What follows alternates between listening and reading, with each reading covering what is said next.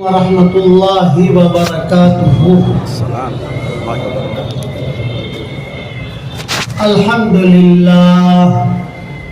للہ نحمده ونستعینه ونستغفره ونؤمن به ونتوکل علیہ ونعوذ باللہ من شرور انفسنا ومن سیئات اعمالنا ونعوذ باللہ من شرور انفسنا ومن سیئات اعمالنا من يهده الله فلا مضل له ومن يضلله فلا هادي له ونشهد أن لا إله إلا الله وحده لا شريك له ونشهد أن سيدنا ومولانا محمدا عبده ورسوله صلى الله عليه وعلى آله وصحبه وبارك وسلم تسليما كثيرا كثيرا أما بعد فأعوذ بالله من الشيطان الرجيم بسم الله الرحمن الرحيم يا أيها الذين آمنوا اذكروا الله ذكرا كثيرا وسبحوه بكرة وأصيلا صدق الله العظيم۔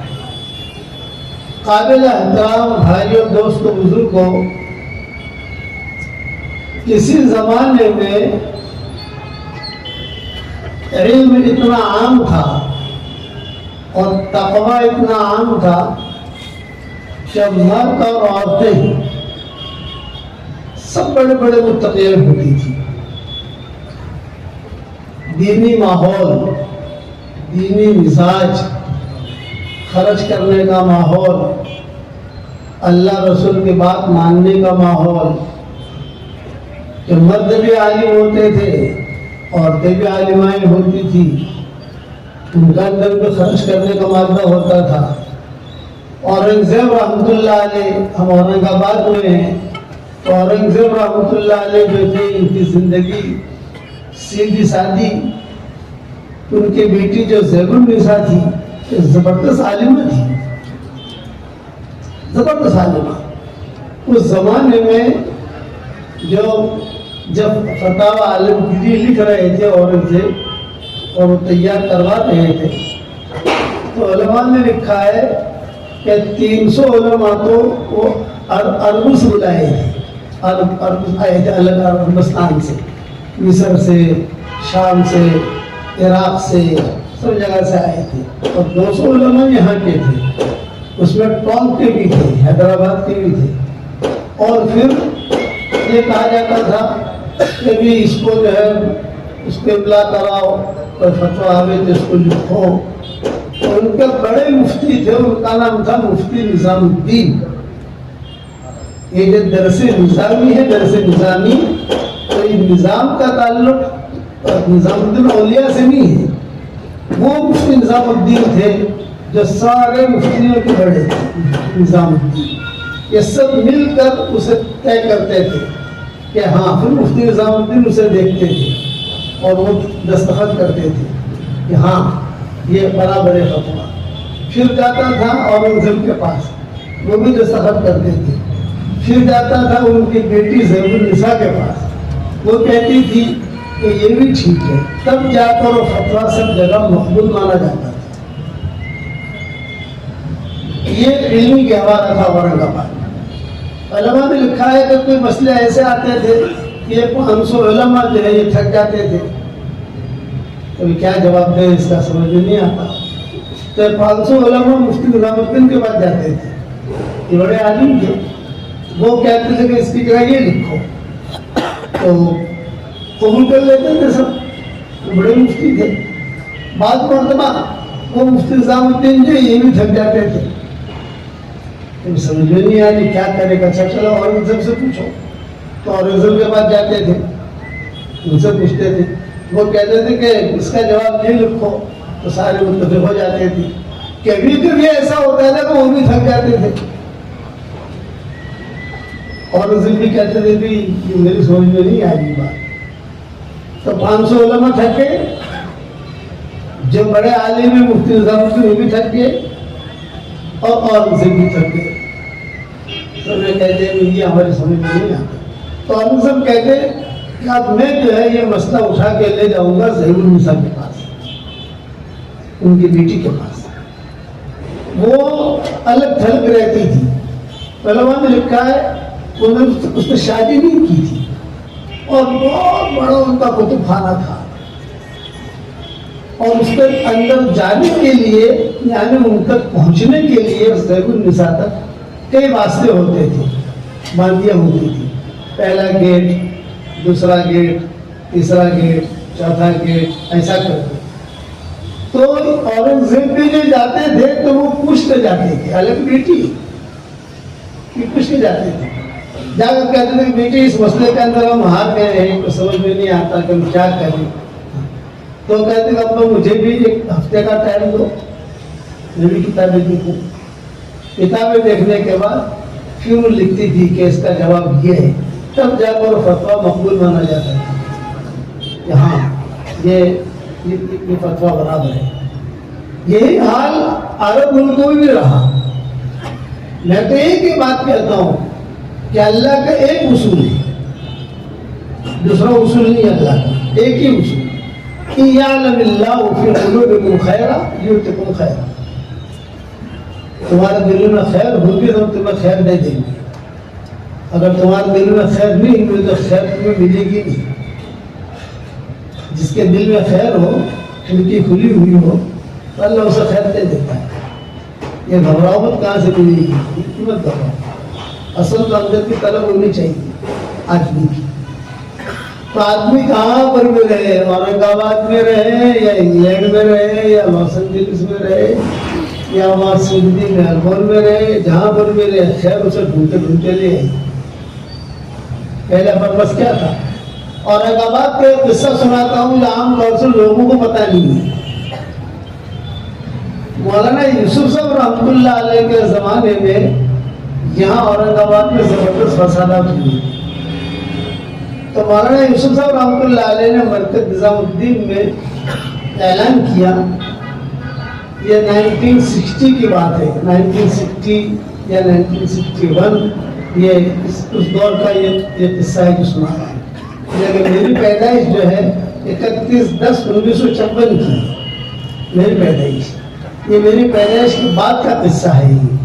چونکہ میرے والد صاحب کے ساتھ جو قصہ پیش آیا, اور اورنگ آباد کے نام سے میرے والد صاحب ہم کے سامنے کئی مرتبہ بیان کرتے تھے کہ ہمارے ساتھ جو قصہ ہوا تھا اورنگ آباد کے سفر کا.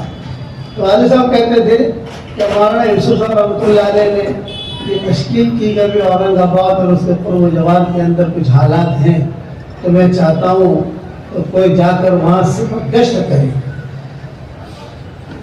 اور نبی طور گشت کرے.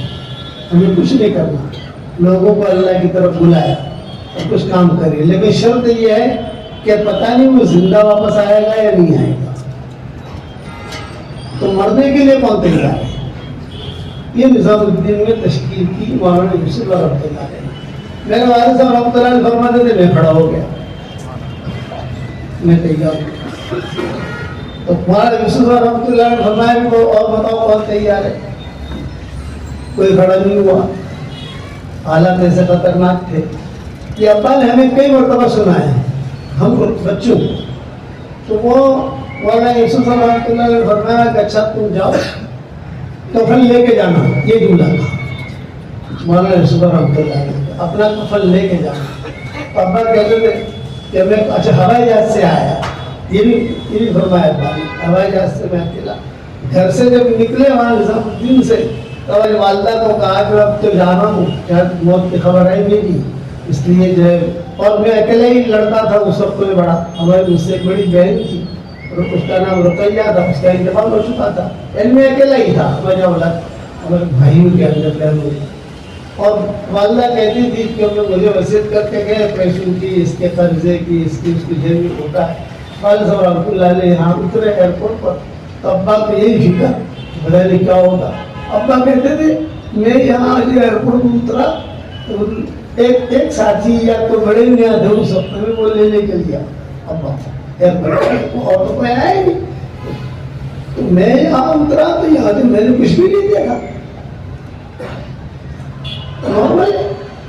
یا مسجد میں بیانات ہوئے میرے اور جماعت خود نکالی میں نے. اور وہاں مولانا یوسف صاحب رحمۃ اللہ علیہ کو فکر کہ بتانے والے عمر کا کیا ہوا. بتانے وہ بچوں کے زمانے میں ٹیلی فون وغیرہ کی اتنی فیسلٹیاں نہیں تھی, تار چلتے تھے تار.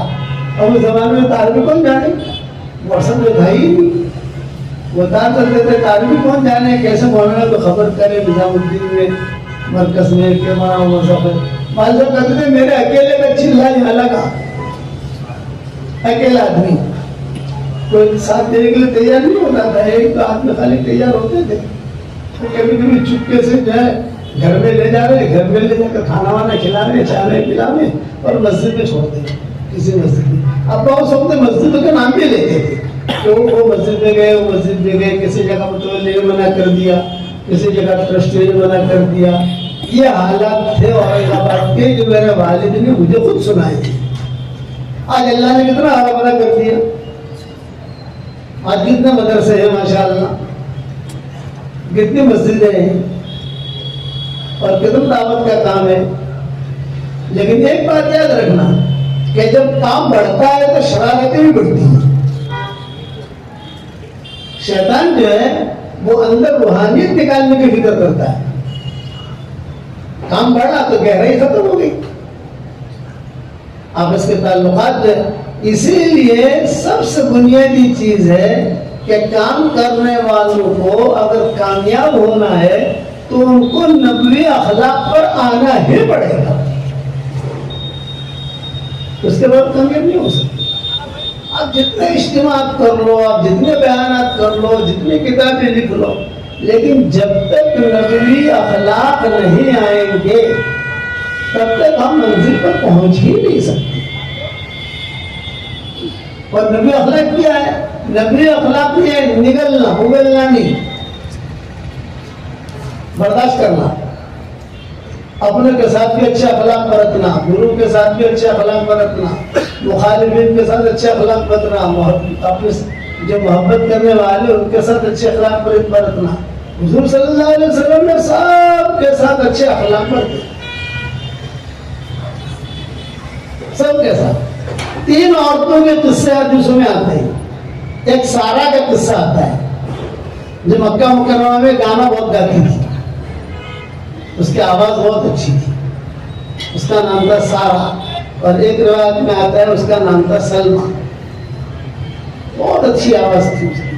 اور ایک اناق کا نام آتا ہے, یہ اناق تھی مکہ مکرمہ میں اڈے چلاتی تھی برائی کی. اور ایک عورت تھی مدینہ منورہ میں, وہ جو وہاں پر اڈے چلاتی تھی مدینہ منورہ میں. اور ایک تھی ریحانہ یہودیہ تھی جو مدینہ منورہ میں ماؤں کے درمیان لڑائیاں کرواتی تھی. یہ 4 عورتوں کے قصے حدیث میں آتے ہیں. حضور صلی اللہ علیہ وسلم نے سب کے ساتھ اونچے اخلاق برتی. خلاصہ کلام یہ سارا جو تھی یہ قریش اور قرب و جوار کے عرب کے لوگ, دیہاتی لوگ یہ آتے تھے اور آ کر کہتے تھے کہ ابھی سارا یہ ہم نے گانا لکھا ہے یا شعر لکھا ہے محمد کے خلاف, تجھے گانا ہے. تو سارا بھاؤ تاؤ کرتی تھی کیا پیسہ ملے گا, تو بھاؤ تاؤ ہوتا تھا. پھر وہ گاتی تھی, حضور صلی اللہ علیہ وسلم بھی سنتے تھے کیا جان بوجھ کر تو کوئی نہیں سنتا, لیکن آوازیں پڑتی تھی کان میں, یہ گا رہی ہے میرے خلاف. سب جانتے تھے کہ یہ حضور صلی اللہ علیہ وسلم کے خلاف گانے بہت گاتی ہیں. آپ کو تکلیف بھی ہوتی تھی, لیکن جب آپ کو عروج ہوا, اللہ تعالیٰ نے جب آپ کو ترقی دی اور نبی بنانے کے بعد پھر ظاہر بات ہے کہ حق کی پرورش مخالف فضاؤں میں ہوتی ہے. حق مخالف فضاؤں میں پلتا ہے, وہ پلتے رہے کرتے رہے یہاں تک کہ سارے غزوے بھی ہو گئے. فتح مکہ مکرمہ کا فتح کا قصہ بھی قریب ہونے لگا, سب کچھ حالات ہوئے. اس وقت میں یہ سارا مدینہ منورہ آئی. اے بھائی کیا کر رہے ہیں, میں جو کہتا ہوں وہ سن لو میرا بھائی, یہ باتیں تجھے سننے کا ملے گی. آپ لوگ موبائل کے بھی اتنے پڑھ گئے, میں اللہ رسول کی کتنی گہری بات سمجھا رہا ہوں مجھے اتنا یقین ہے کہ یہ باتیں آپ کو کوئی نہیں سنائے گا، جن میں ساری کتابوں سے دیکھ کر آپ کو بتا رہا ہوں۔ ایک ہمارے پاس ٹائم ہوتا نہیں ہے، 1 گھنٹہ بیان کرنا ہے، پھر ہمیں ولی میں جانا ہے۔ بات تو دھیان سے سنو، میں کیا کہنا چاہتا ہوں۔ اب یہ سارا مدینہ منورہ ہے، کسی کو پتا نہیں، لیکن صحابہ کے اندر چیمیں گوئیاں شروع ہو گئی، ابھی کچھ سنا کرنا، وہ سارا آئی مکہ سے یہاں کیوں آئی؟ سارا یہاں کیوں آئی؟ فرمایا تو پتا نہیں، لیکن میں نے فضل جگہ بازار میں دیکھی تھی، باتیں چلی۔ حضور صلی اللہ علیہ وسلم کو کچھ پتا نہیں۔ فتح مکہ سے پہلے کا ایک قصہ ہے، آپ کو معلوم ہی نہیں ہے کہ سارا آئی۔ یاد ہے ماؤں تک باتیں پہنچی تو ماؤں نے حضور صلی اللہ علیہ وسلم سے کہا کہ حضرت ہم نے ایسا سنا ہے کہ سارا مدینہ میں آئی ہے۔ آپ نے فرمایا انا للہ و انا الیہ راجعون، سارا اگر مدینہ میں آئی ہے تو خطرہ ہے کہ مدینہ کا معاشرہ خراب نہ کرے، گانے کا کوئی اڈا کھول لے، کوئی جگہ کھول لے۔ اس کی آواز تو بہت معروف ہے حجاز کے اندر، یہ بات آئی گئی ہوگی۔ حضور صلی اللہ علیہ وسلم کی عادت شریفہ تھی کہ کسی کے پیچھے قریدتے نہیں تھے۔ جو ہماری عادت شریفہ یہ ہے کہ ہم قریدتے بہت ہیں۔ ہم لوگوں کی عادت کیا ہے؟ قریدنا، کیا ہوا، ارے بہت سب سے بری عادت یہ ہے، کسی کے بارے میں قریدنا نہیں، بلکہ بات اگر آگے بھی ایپ پر پردہ ڈال دیا، بات پھیلانا نہیں۔ جو آدمی مسلمانوں میں غلط باتیں پھیلائے گا تو اس کو دنیا میں بھی عذاب ہوگا، مرنے کے بعد بھی عذاب ہوگا۔ ان الذين يحبون ان تشيع الفاحشة في الذين آمنوا لهم عذاب أليم في الدنيا والآخرة والله يعلم وأنتم لا تعلمون۔ آپ نے سن لی بات، پھر آپ نے کسی بیوی سے پوچھا نہیں کہ بھی کیا ہوا سارا کا۔ وہ اتفاق ایسا تھا کہ ایک دن کے بعد یہ سارا خود مسجد نبوی میں آ گئی اور آپا بن کر آئی۔ آپا بننے کا کیا مطلب؟ باقاعدہ جو ہے اوپر اوڑھنی سب ٹھیک ٹھاک کر کے، کپڑے بھی اربو جیسے پہن کر مجلس میں آ گئی۔ حضور صلی اللہ علیہ وسلم جو ہے وہ مشورہ کر رہے تھے مسجد نبوی، وہ آئی آتے ہی اچھا صحابہ کی نظر پڑ گئی، صحابہ تو پہچانتے تھے، جہاں نظر پڑی تو صحابہ نے نظریں نیچے کر لی۔ کچھ صحابہ ایک دوسرے کی طرف دیکھ کر مسکرانے بھی لگے، یار وہ آ کر کھڑی ہے۔ جب حضور کو کچھ پتہ نہیں، آپ تو جو بیٹھے ہوئے، میں حضور صلی اللہ علیہ وسلم کے اخلاق سکھا رہا ہوں اور سناتا ہوں، اللہ کرے یہ اخلاق ہم میں بھی آئیں۔ سب سے بہترین مرد، بہترین عورت وہ ہے جس کے اخلاق اچھے ہوں۔ حدیث شریف میں آتا ہے انا زعیم ببیت فی ربد الجنہ لمن ترک المراء ولو کان محقا وببیت فی وسط الجنہ لمن ترک الکذب ولو کان مازحا وببیت فی اعلی الجنہ لمن حسن خلقا او کما قال علیہ الصلوۃ والسلام۔ میں جنت کے بیچ میں جنت میں گھر دلانے کا ذمہ دار ہوں اس مرد اور اس عورت کے لیے جو اپنا حق ہوتے ہوئے حق معاف کر دے۔ حق ہے معاف کر دیا، اور جنت کے بیچ میں گھر دلانے کا ذمہ دار ہوں اس مرد اور عورت کے لیے جو مذاق کا جھوٹ بھی چھوڑ دے، اور جنت کے اونچے درجے میں گھر دلانے کا ذمہ دار ہوں اس کے لیے کہ جس کے اخلاق اچھے ہوں۔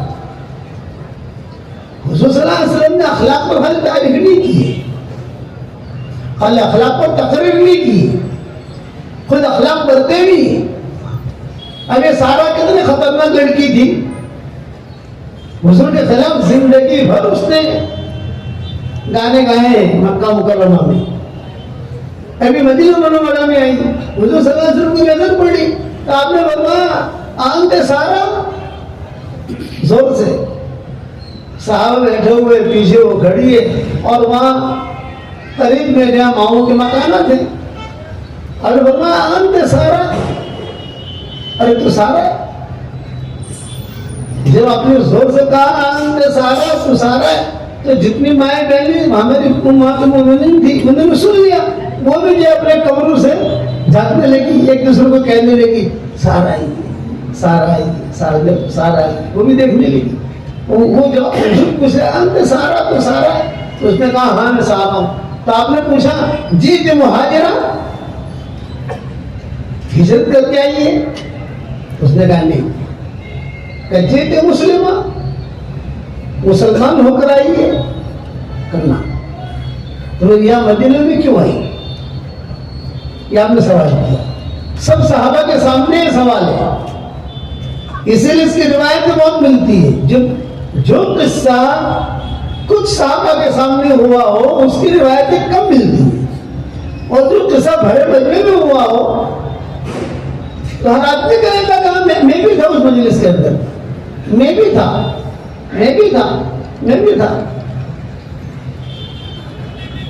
سب کے سامنے حضور نے پوچھا میں تو ہجرت کر کے نہیں آئی، مسلمان ہو کر نہیں آئی، تو آخر میں مدینہ میں آئی کیوں؟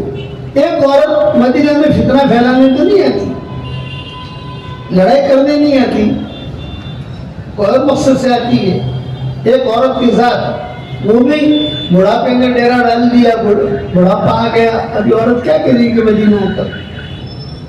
حضور نے پوچھا کیوں آئی ہو؟ تو اس نے کہا میں اس لیے آئی ہوں کہ اب بوڑھی ہو چکی ہوں، بڑھاپے نے ڈیرا ڈال دیا، اور بڑھاپے کی وجہ سے میری آواز بھی جوانی جیسی نہیں رہی، وہ کرنٹ نہیں رہا، اور جتنے میرے گاہک تھے مکہ مکرمہ کے اندر کئی لوگ جو ہے وہ تو بھاگ گئے مکہ سے، جو میرا گانا سنتے تھے پیسہ دیتے تھے، اور کئی لوگ ہوئے ہیں جو بدر میں مارے گئے، اور جو کچھ بچے کچے تھے یہ آپ کے سامنے بیٹھے ہیں، آپ کے سامنے آ گئے سارے صحابہ، وہ بھی تو سنتے تھے نا زمانے جاہلیت میں، یہ سب یہاں آ گئے، کئی لوگ تو مکہ چھوڑ کر چلے گئے، کئی لوگ جو ہے۔ اب حضور صلی اللہ علیہ وسلم نے پوچھا کہ تو سارے یہاں کیوں آئی؟ میں تیرا ہمارا کو جوڑ دو ہی نہیں، تو مکہ میں رہتی ہے مدینہ میں رہتے ہیں۔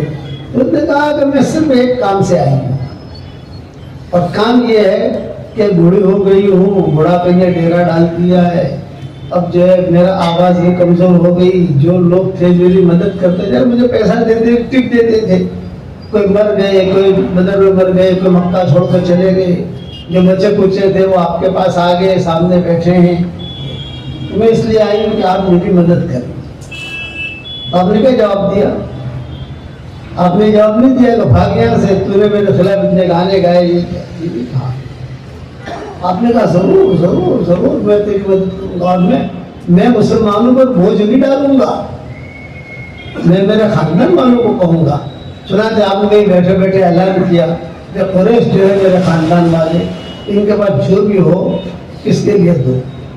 کسی نے کھجوریں دی، کسی نے کان کی بالی دی، کسی نے درہم دیے، کسی نے دینار دیے، کسی نے کیا کسی نے کیا کسی نے کیا، اور وہ سارا کا سارا لے کر حضور صلی اللہ علیہ وسلم نے سارا کو دیا۔ تو اپنے اگلی اخلاق برتے حضور صلی اللہ علیہ وسلم نے۔ اچھا، اس کا سارا کی دوستی زمانے جاہلیت میں حاتب ابن بلتع سے تھی، یہ یمن کے تھے، حاتب ابن بلتع، یہ مسلمان ہو کر آ گئے تھے، لیکن شروع میں سب سے زیادہ سارا کے تعلقات حاتب ابن بلتع سے، پیسے دینا کرنا، کبھی تھوڑا دھندا ٹھنڈا ہو تو پیسہ مجھ سے لے لینا، سمجھ گئے نا؟ اتنا سمجھ گیا، تیرا دھندا ٹھنڈا ہو تو پیسہ مجھ سے لے لینا۔ یمن کے تھے، تاجر حاتب ابن بلتع۔ حاتب کو پتا چلا کہ سارا آئی ہے مدینہ میں، تو وہ بھی بھاگے آئے، سب جمع ہو گئے، سارا آئی ہے سارا آئی ہے۔ جب وہ حرم شریف سے دروازے سے نکل رہی تھی تو حاتب ابن بلتع نے کہا کہ سارا تو کہاں ٹھہری؟ تو اس نے کہا فلاں کے گھر پر ٹھہری ہے، تو میں رات کو آؤں گا تیرے پاس، ایک بہت ارجنٹ کام ہے۔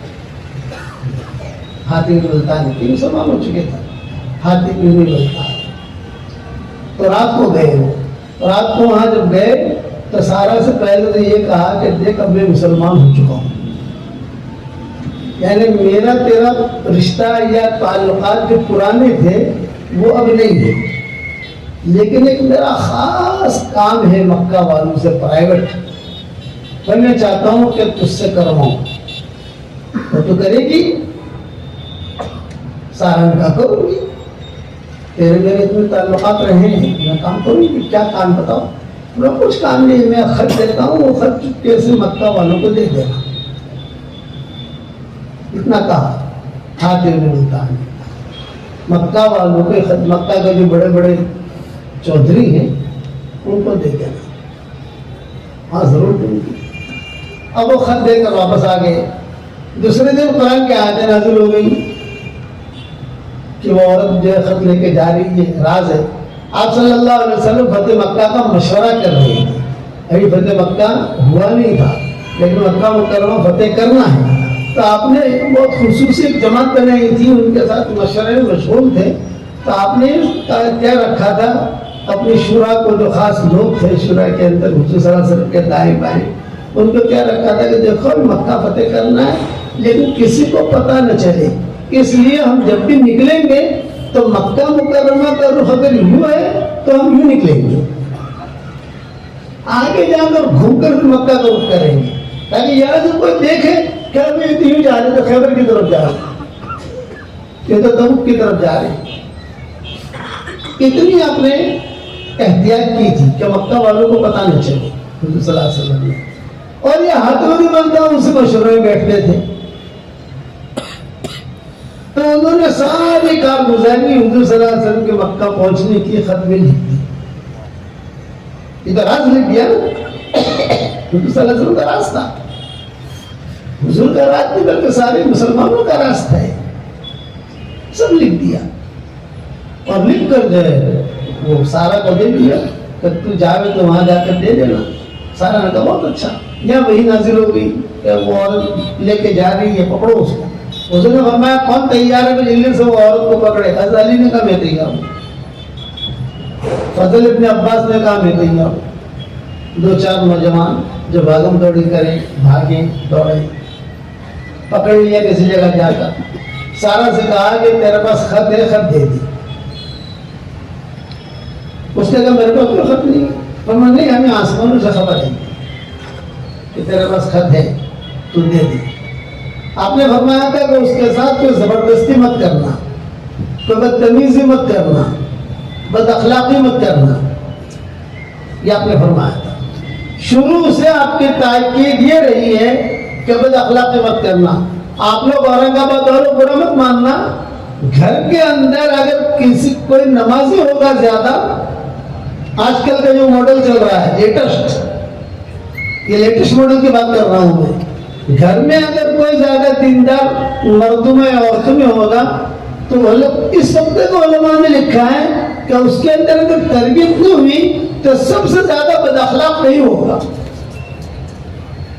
ٹرائی کر کے دیکھ لینا، تربیت نہیں ہوئی اور تربیت ہوگی تو سب سے زیادہ اچھے اخلاق والا وہ ہوگا۔ یہ تربیت کی ضرورت ہے۔ تو حضور صاحب حضرت علی سے وغیرہ سے کہا کہ خط بڑا خطرناک لے کے جا رہی ہے وہ، لیکن کوئی بدتمیزی مت کرنا، محبت سے خط لے لینا بس اور ہمیں لا کے دے دینا۔ تو سارا سے کہا کہ دیکھو ہم کوئی بدتمیزی نہیں کریں گے، ہمیں حضور صلی اللہ علیہ وسلم نے منع کیا ہے، تو ہمیں خط دے دے تاکہ ہمارا راز مکہ والوں تک نہ پہنچے، یہ ہے اور کچھ نہیں۔ چنانچہ اس نے جو خط دے دیا۔ جب خط دیا تو یہ تو خوش ہو گئے صحابہ، چلو ہمیں خط مل گیا۔ لیکن ایک صحابی نے کہا کہ ذرا کھول کے دیکھ بھی لو بھائی یہ خط ہے کہ کوئی اور خط دے رہی ہے، یہ وہ ابھی تو خط ہو سکتا ہے۔ تو انہوں نے کھولا، پڑھا تو وہی تھا، نیچے حاتم ابن ابی بلتع کے دستخط تھے۔ سیدھے حضور صلی اللہ علیہ وسلم کے پاس لائے۔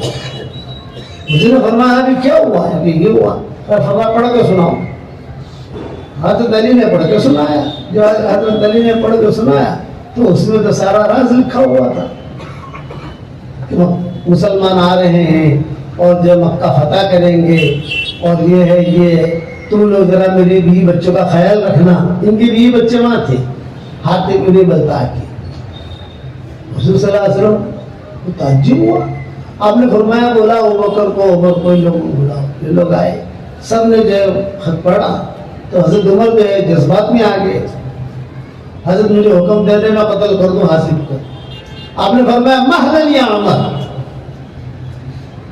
مہلن یا عمر، ارے خاموش رہو، یہ بات مت کرو، ٹھہرو۔ حاتم انہیں بلتاؤ کو بلایا، وہ بھی آ گئے۔ آپ نے فرمایا حاتم یہ خط آپ کا ہے، آپ نے لکھا ہے مکہ والوں کے نام؟ ہاں میں نے لکھا ہے۔ تو آپ نے فرمایا کہ اتنا ہماری راز کی بات آپ نے کیسے مکہ والوں کی لکھی؟ تو حاتم بن بلتع نے کہا کہ حضرت بات اصل یہ ہے کہ میری بیوی بچے وہاں ہیں، یہاں نہیں ہے مدینہ منورہ میں۔ میں نے سوچا کہ مکہ والوں پر ایک احسان کر لوں، وہ احسان کے بدلے میں وہ میری بیوی بچوں کا خیال رکھے کہ وہاں غزوہ ہوگا، پتہ نہیں کون جیتتا ہے کون ہارتا ہے، مسلمان جیتتے ہیں، بے ایمان جیتتے ہیں، یا وہ ہارتے ہیں ہم ہارتے ہیں، کچھ پتہ نہیں۔ تو میری بیوی بچوں کو تکلیف نہ ہو، میری بیوی بچوں کا ذرا خیال رکھیں۔ اب کیسے خیال رکھیں گے؟ کچھ اوپر احسان کروں گا تو خیال رکھیں گے، اس لیے میں نے لکھا۔ اور کچھ نہیں، ابھی بات چل رہی ہے کہ حضرت عمر کو پھر جذبہ آ گیا، حضرت مجھے آپ حکم دے دینا قتل کو۔ تو حضور صلی اللہ علیہ وسلم نے فرمایا عمر یہ بات نہیں ہے، یہ بدری ہے، اور بدر والوں کے سارے گناہوں کو اللہ نے معاف کر دیا ہے، یہ بدر میں شریک ہوا ہے۔ کتنے اونچے اخلاق برتے ہیں حضور صلی اللہ علیہ وسلم سب کے ساتھ۔ میں زیادہ لمبا بیان تو کیا کروں، اتنا میں کہہ، چلو مائیں بہنیں بھی ہماری سن رہی ہیں، ہمارا مزاج دینی ہونا چاہیے۔ خلاصہ کیا، گھر سے نکلے دینی مزاج کے ساتھ، گھر میں آئے دینی مزاج کے ساتھ، ہمارا جو تعلیم ہو گھر میں دینی مزاج کے ساتھ، چلہ میں لگاویں دینی مزاج کے ساتھ۔ اللہ معاف فرمائے اب ہمارا مزاج دینی نہیں رہا، فیشن والا مزاج ہو گیا۔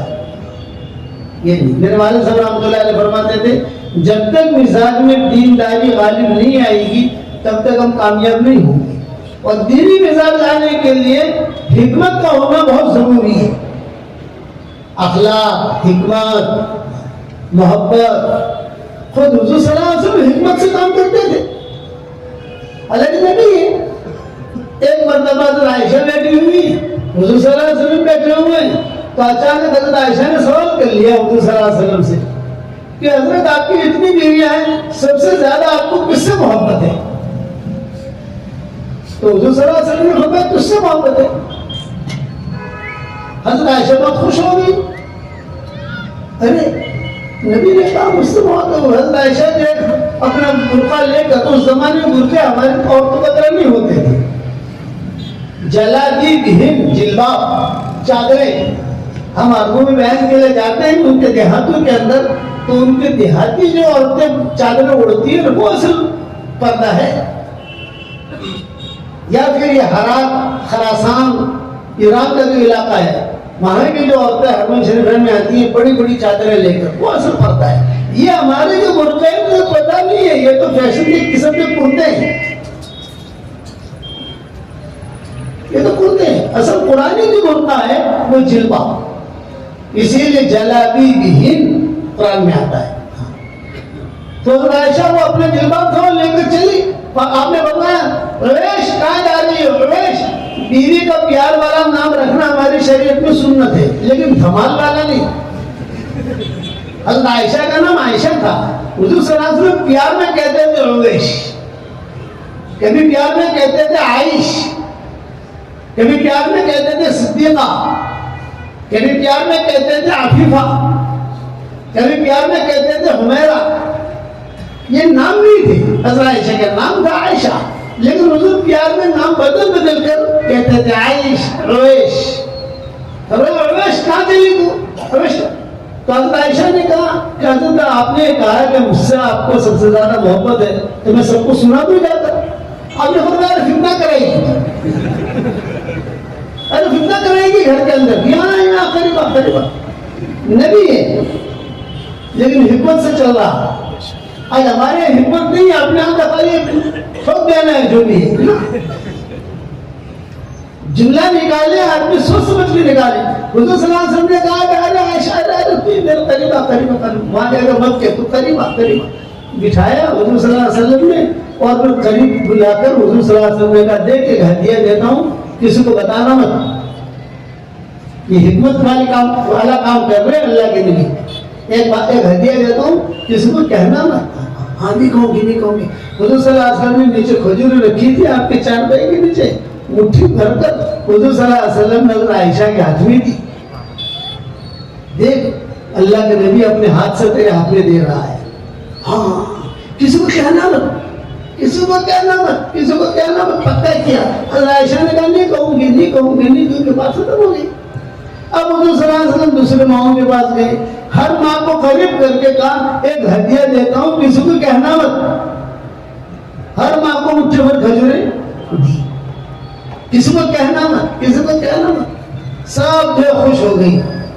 ایک دوسرے کو پتہ نہیں ہے کہ اس کو بھی ملی ہے اس کو بھی ملی ہے اس کو بھی ملی ہے اس کو بھی ملی ہے. اتفاق ایسا ہوا کہ ایک مرتبہ ساری مائیں جمع ہو گئی. یہ امہات المومنین جو تھی ان کی دو ٹولیاں تھیں. ایک ٹولی کی ذمہ دار حضرت عائشہ ہوا کرتی تھی اور ایک ٹولی کی ذمہ دار ام سلمہ ہوا کرتی تھی. یہ دونوں اگر کسی بات پر متفق ہو جائے تو گھر کا ماحول نارمل چلتا تھا. اور اگر ایک نے بھی مخالفت کی کہ لفظی شوشہ چھوڑ دیا لفظی شوشہ سمجھ دونوں اللہ بتا رہا تو چھوٹا سا شوشہ چھوڑ دیا گھر میں انتشار ہوتا تھا. تو حضور پہلے ان دونوں کو ہموار کر لیتے تھے حضرت عائشہ کو اور ام سلمہ کو. یہ دونوں متفق ہو گئی تو باقی سب پھر پیچھے متفق ہو جاتی تھی. تو ایک مرتبہ کسی مسئلے میں کوئی اہم مسئلہ تھا. اس وقت تو ٹائم نہیں ہے اللہ دوسری مرتبہ لائے گا تو سنائیں گے آپ کو انشاءاللہ کیا مسئلہ تھا. اس مسئلے میں ساری مائیں جمع ہو گئی. حضور صلی اللہ علیہ وسلم نے تشریف لائے اور بہت اہم مسئلہ تھا. وہ مشورہ ہو گیا گھر میں. تو حضرت عائشہ رضی اللہ تعالی عنہا نے ان پر لفظی شوشہ چھوڑنے کی عادت بہت تھی.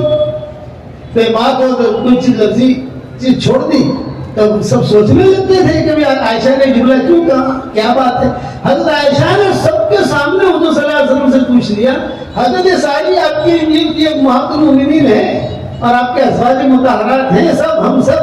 ابھی بتائیے آپ کو سب سے زیادہ محبت کس سے ہے. سب کے سامنے پوچھا. تو حضور صلی اللہ علیہ وسلم نے جواب کیا دیا جس کو میں نے کھجوری دی تھی اس سے.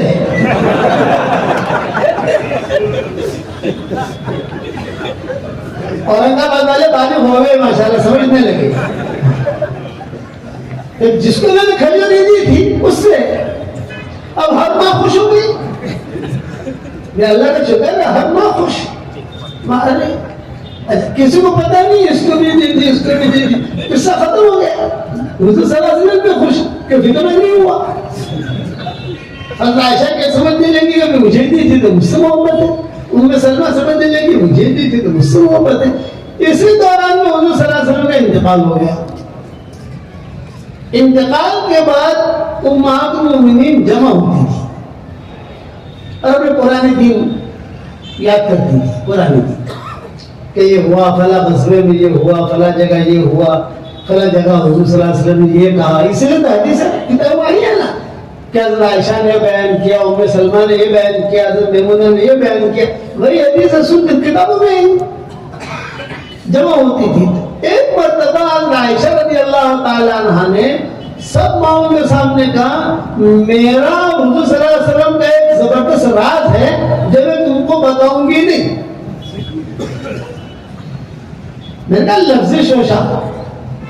یہ حضرت عائشہ نے کہہ دیا سب کے سامنے کہ میرا حضور صلی اللہ علیہ وسلم کا ایک راز ہے میں کسی کو بتاؤں گی نہیں اور تم مجھے پوچھنا بھی مت. اب یہاں کہنے کی ضرورت تھی نہیں لیکن ماں نے کہہ دیا سب کے سامنے تو ساری مائیں پیچھے پڑ گئی. نہیں بتانا پڑے گا کیا راستہ. ایک دو دن تو جو ہے ٹالتی رہی نہیں بتاؤں گی لیکن مائیں کا نہیں بھی ہمارے بھی شوہر تھے تو جتنا تیرا حق ہے اتنا ہی ہمارا حق ہے. کیا راستہ کیا. پھر حضرت عائشہ رضی اللہ تعالیٰ نے سب کو جمع کیا اور سب کو جمع کر کے کہا میرا حضور صلی اللہ علیہ وسلم کا راز یہ تھا اور یہ ہے کہ ایک مرتبہ حضور صلی اللہ علیہ وسلم نے مجھے مٹھی پر کھجوریں اپنے مبارک ہاتھوں سے میرے ہاتھ میں دی اور مجھے کہا عائشہ کسی کو بتانا مت، کسی کو بتانا مت، یہ راز ہے۔ تو ساری ماؤں نے کہا وہ تو ہم کو بھی دی تھی۔ یہ ساری ماؤں نے کہا یہ تو ہم کو بھی دی تھی، کس سے کتابوں میں آئے کیسے؟ یہ تو حضور کا راز تھا، لیکن سب ماؤں نے کہا یہ تو ہم کو بھی دی تھی، یہ تو ہم کو بھی دی تھی۔ یہ حکمت تھی حضور صلی اللہ علیہ وسلم کی، ہمیشہ یاد رکھنا، حکمت کے بغیر آپ کوئی کام نہیں کر سکتے۔ بیوی کو بھی حکمت کے بغیر نہیں چلا سکتے، بچوں کو نہیں چلا سکتے۔ سب کو عزت دینا سیکھو، بیوی کو عزت دینا سیکھو، بچوں کو عزت دینا سیکھو، خاموش رہنا سیکھو، اور پھر جو کام کیا ہے گزشتہ عورتوں نے، یہ مت سمجھو کہ عورتوں کا کوئی مقام نہیں ہے۔ کئی کام عورتوں سے اللہ نے ایسے لیے ہیں جو مردوں سے نہیں لیے۔ حالانکہ کتنے بڑے بڑے مرد تھے حضور کے انتقال کے بعد، آپ زندہ تھے تب تک تو چلو وحی نازل ہوتی نہیں، لیکن آپ کے انتقال کے بعد تو وحی کا دروازہ بند ہو گیا۔ اچھا، آپ کے حیات میں بھی کئی کام ایسے ہوئے حضور صلی اللہ علیہ وسلم کے زمانے میں بھی کہ جو مردوں سے نہیں ہوئے، عورتوں سے ہوئے۔ پورے سورہ نساء اللہ نے نازل کی، سورہ رجال ہے قرآن کے اندر، بھائی مردوں کی صورت ہے؟ ارے بتاؤ تو صحیح، مردوں کی صورت نہیں ملے گی آپ کو، عورتوں کی صورت ملے گی۔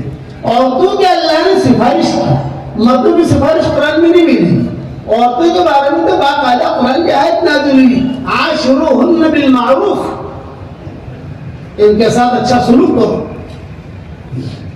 کہ ان کے ساتھ اچھا سلوک کرو۔ مردوں کے بارے میں قرآن کو آیت نہیں ملے گی کہ مردوں کے ساتھ اچھا سلوک کرو۔ یہ رمضان کا جو عمرہ ہے، عمرہ یہ عورتوں کی برکت سے ملا ہے۔ اور حضور کے زمانے میں رمضان کا عمرہ کہاں تھا؟ صدیق اکبر نے رمضان کا عمرہ کہاں کیا؟ اور وہ کر عمر کا رمضان کا عمرہ اگر کیا بھی ہوگا، صدیق اکبر کا تو بہت کم مدت رہا۔ تو رمضان کا عمرہ اتنی ساری بھیڑ ہوتی ہے حرم شریف میں، جو حرم شریف جاتے ہیں وہ دیکھتے ہیں رمضان کے مہینے میں کتنا رش ہوتا ہے۔ اب تو جو ہے ہمارے گھر والے وہاں مدینہ سے کہہ رہے ہیں ہم کو کہ حضرت جی اب تو اتنا رش ہے کہ جیسے رمضان کا مہینہ ہے۔ ابھی اس دور کے اندر کہ رمضان کا مہینہ آ گیا، اتنا رش ہے حرم شریف میں۔ کہ رمضان کا عمرہ آیا کہاں سے؟ حضور صلی اللہ علیہ وسلم کی عورتوں کی برکت ہے۔ حضور صلی اللہ علیہ وسلم حج کے لیے گئے، آپ نے اعلان کیا میرے حج بدعی حج ہے، جسے ہمارے ساتھ حج کرنا ہے، چلو چلو چلو چلو چلو چلو، سب باتیں ہوئی۔ تو کئی عورتیں حضور کے ساتھ چلی گئی، کئی عورتیں جا نہیں سکی۔ اب جو عورتیں جا نہیں سکی، جب حضور صلی اللہ علیہ وسلم حج کر کے واپس آئے تو روایتوں میں آتا ہے کہ جو عورتیں گئی تھی انہوں نے ان عورتوں کے سامنے جو نہیں گئی تھی کارگزاری بیان کی۔ عورتوں کو تو کارگزاری بیان کرنا بہت اچھا آتا ہے۔ ہمارے والد صاحب رحمۃ اللہ علیہ فرماتے تھے عورتوں میں اگر تم چلا لگا کے جاؤ تو تمہاری بیوی کو یہ کہو ایک دن کی ایک کارگزاری سنا دے، سارے چلے کی کارگزاری نہیں سنا دے، سارے چلے کی کارگزاری سنے گی تو بہت بڑا مسئلہ بڑا ہو جائے گا۔ ایک دن کی ایک کارگزاری، دوسرے دن کی دوسری کارگزاری، تو 3 دن کے بعد وہ چلا بھول جائے گی۔ یہ ہمارے ابا کہتے تھے نظام الدین مستورات کی جماعت کے اندر۔ تب وہ عورتوں نے کارگزاری سنائی کہ جو عورتیں جا نہیں سکی تھی یہ حضور کے پاس آئی ہوتی ہوئی، بھئی کیوں رو رہی ہو، کیا بات ہے؟ حضرت میری بیٹی گئی آپ کے ساتھ حج کر لیا، میری بہن گئی آپ کے ساتھ حج کر لیا، میری ماں گئی آپ کے ساتھ حج کر لیا، میں نہیں جا سکی، یہ میری بیٹی نہیں جا سکی، یہ میری بہن نہیں جا سکی، یہ کہہ کر رونا شروع کر دیا۔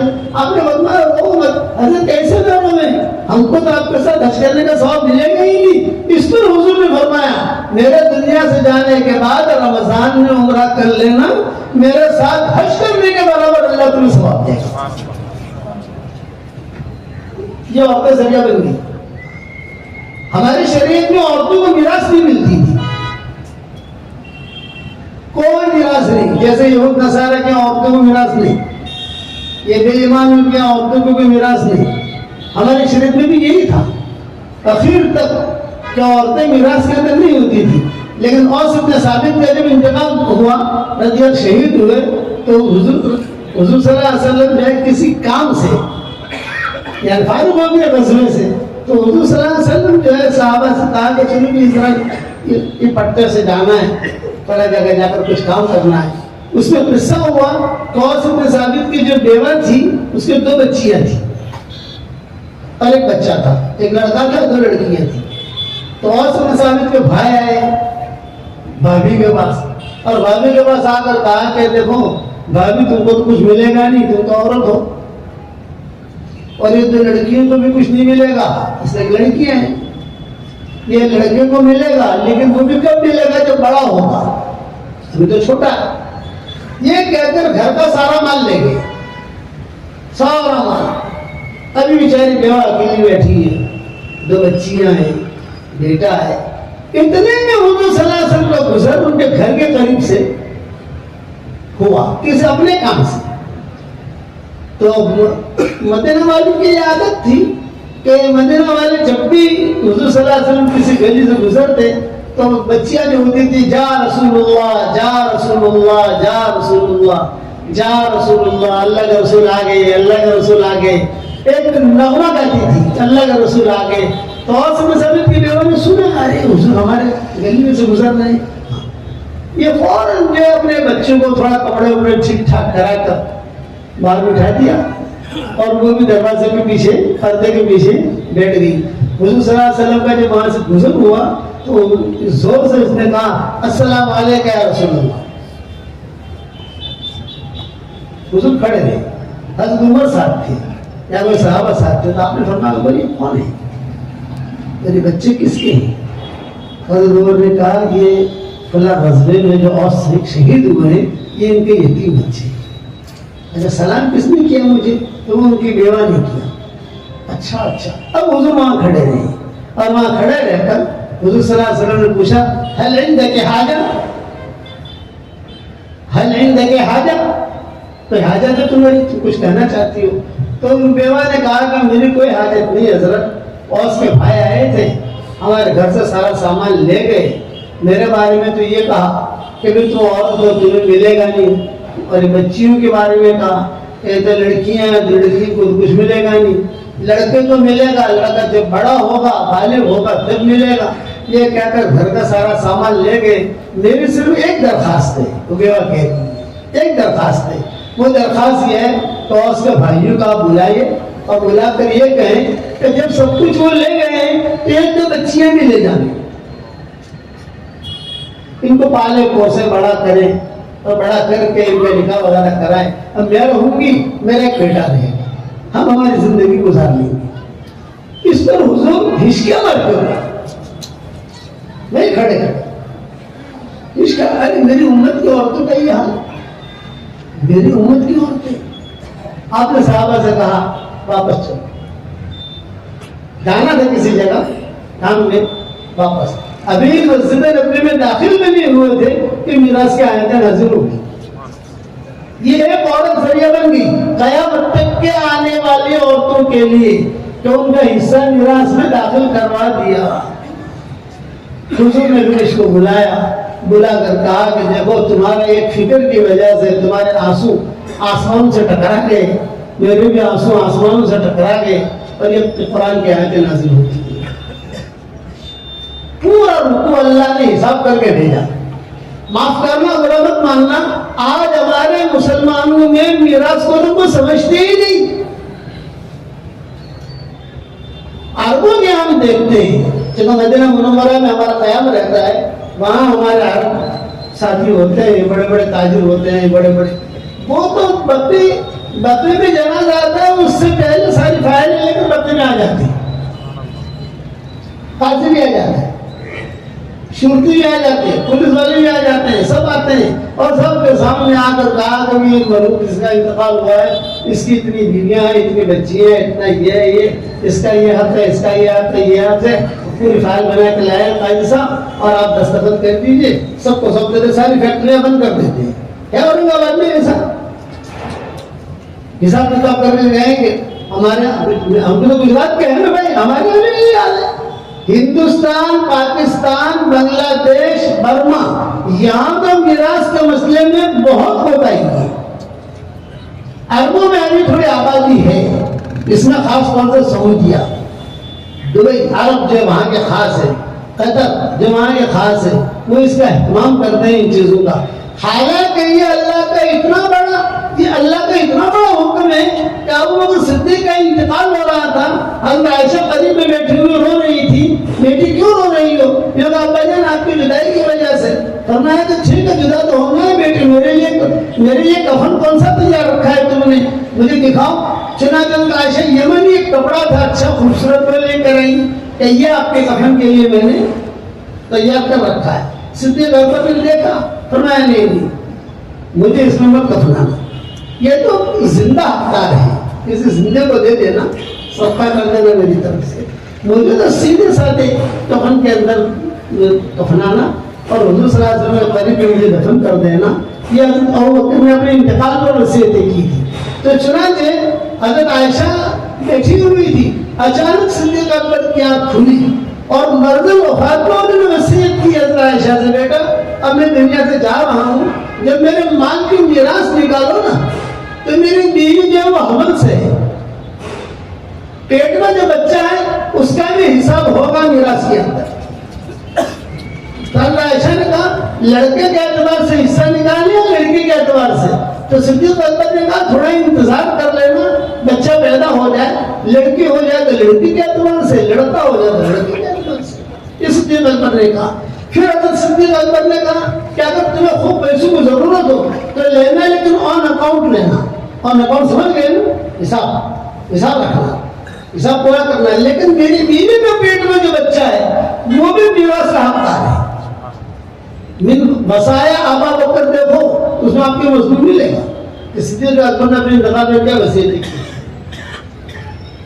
ہمارے یہاں تو ہم دنیا بھر میں جاتے ہیں، دنیا بھر میں نے ایک مضمون بیان کیا تھا میراث کا، 1 مہینہ چلا تھا۔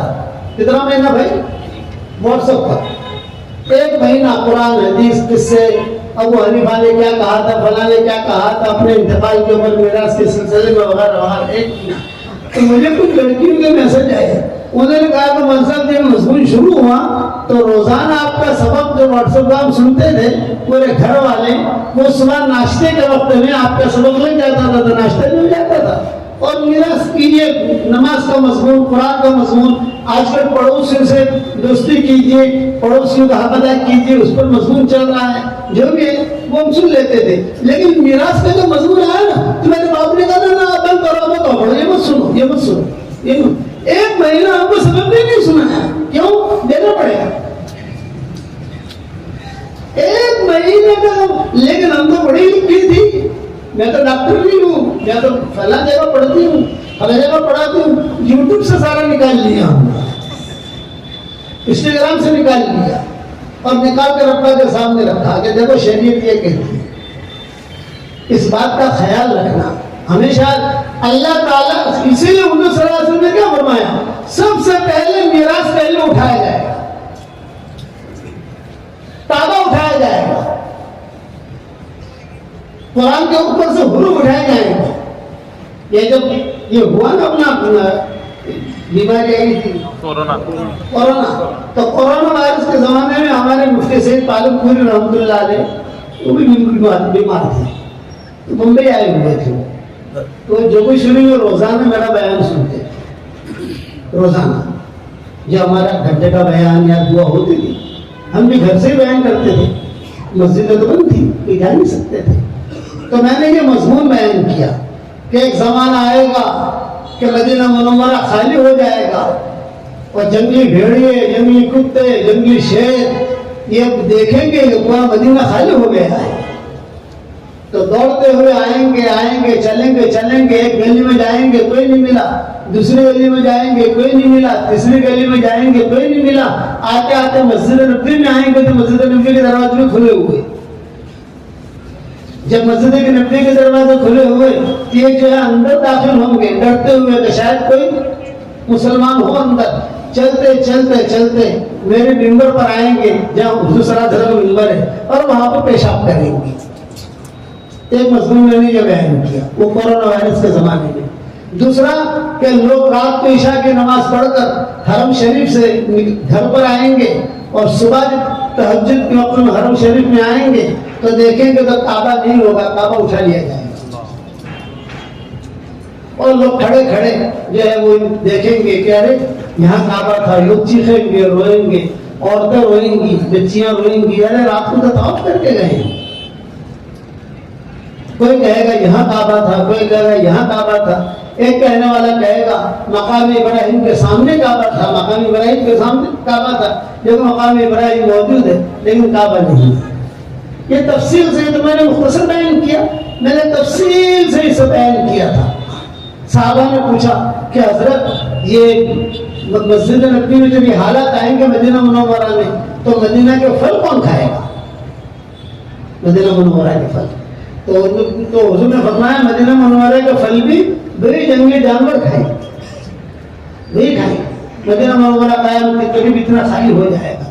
یہ پورا تفصیل سے بیان کیا، اور پھر دعا بھی ہماری گھنٹے کی ہوئی، شاید 15ویں شعبان تھی یا کچھ تھا پتہ نہیں، لمبا بیان ہوا تھا۔ جہاں میرا بیان ختم ہوا اور مفتی صاحب کا فون آیا، مفتی سید پالک پوری، نام تو سنا ہوگا آپ لوگوں نے، ہماری کتابوں کا کسٹم بھی نہیں کرتے ہیں۔ میری جو بکھری ہوتی ہے اس کے آگے بھی انہوں نے مضمون لکھا ہے، کئی لوگوں نے ان کے بھائی نے بھی لکھا، وہ بھی دیکھتے تھے، کوئی مشورہ کرنا ہوتا تو ان سے مشورہ کرتے تھے۔